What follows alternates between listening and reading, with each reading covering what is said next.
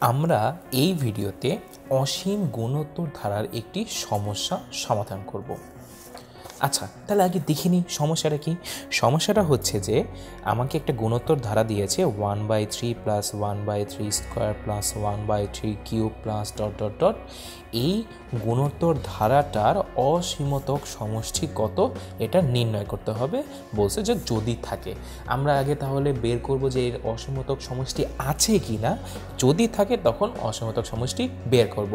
আমরা জানি যে কোনো গুণোত্তর ধারার অসীমতক সমষ্টি থাকবে যখন এই যে আর এর ভ্যালু বা সাধারণ অনুপাত, এই গুণোত্তর ধারার সাধারণ অনুপাত -1-এর চেয়ে বড় এবং +1-এর চেয়ে ছোট হয়।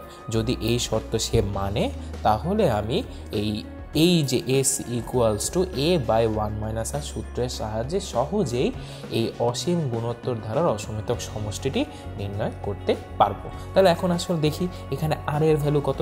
তাহলে r আর জানি কি আমরা গুণোত্তর ধারার সাধারণ অনুপাত বের করতে হলে আমি যে কোনো একটা পদ নেব। ধরো এই যে এই পদটা নিলাম 1/3 কিউব এবং এই পদ এবং ডিভাইডেড বাই তার আগের পদ, এর আগের পদ কত 1/3 স্কোয়ার।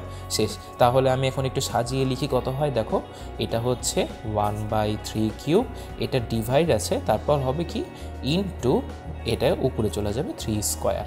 ঠিক আছে, তাহলে কত হয়, তাহলে এখানে 3 স্কোয়ার, এটা হচ্ছে 3 কিউব, তাহলে এখানে ভাগ করলে বা একটু ক্যালকুলেশন করলে হয় 1/3।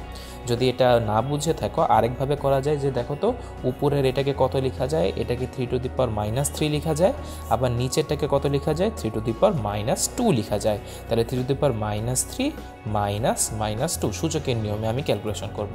তাহলে কত হয় 3⁻³ + 2 মানে 3⁻1 বা 1/3। এটা হচ্ছে আমার আর এর ভ্যালু। তাহলে দেখো তো 1/3 মানে কি, 1/3 মানে 0.33 এরকম একটা সংখ্যা। তো এই সংখ্যাটা কি -1-এর চেয়ে বড় না? হ্যাঁ, -1-এর চেয়ে বড়। এবং 1 থেকে কি ছোট না? হ্যাঁ, 1 থেকেও ছোট। তাহলে আর এর ভ্যালু r = 1/3 হচ্ছে আমার -1-এর চেয়ে বড় এবং +1-এর চেয়ে ছোট। তাহলে কি এর অসীমতক সমষ্টি থাকবে। তাহলে বলো এই সমষ্টিটা কত। তাহলে s ইনফিনিটি = আমি বের লিখি a/1 - r। তাহলে a মানে কি, a হচ্ছে ধারাটার প্রথম পদ। এখানে প্রথম পদ কত, প্রথম পদ হচ্ছে এই যে 1/3। তাহলে আমি লিখলাম 1/3 ডিভাইডেড বাই 1 - r। তাহলে 1 - r, আর কত এখানে, আর এর ভ্যালুও 1/3। তাহলে এটাকে আমি ক্যালকুলেশন করলে কত হয় 1/3 ডিভাইডেড বাই, আমি যদি এখানে লসাগু করি, লসাগু হচ্ছে 3 - 1, তাহলে 1/3 ডিভাইডেড বাই 3 - 1 মানে 2/3।